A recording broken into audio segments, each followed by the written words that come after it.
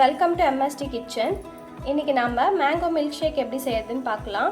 அதுக்கு தேவையான இன்க்ரீடியன்ட்ஸ் இந்த மாதிரி மாம்பழம் இந்த மாதிரி தோல்லாம் எடுத்துகிட்டு கட் பண்ணி வச்சுக்கோங்க. அப்புறம் நான் சுகர் ஸ்வீட்காக நாட்டு சக்கரை எடுத்திருக்கேன்.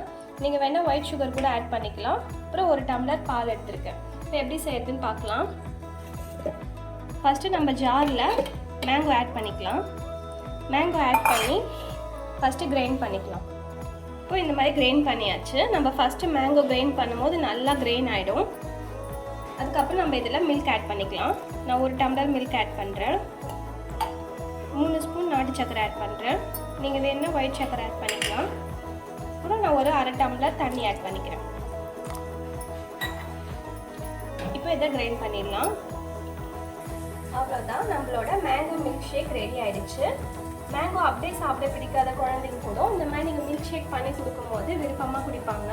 இதனையும் நீங்கள் ட்ரை பண்ணி பார்த்துட்டு எப்படி இருக்குன்னு கமெண்ட் பண்ணுங்கள்.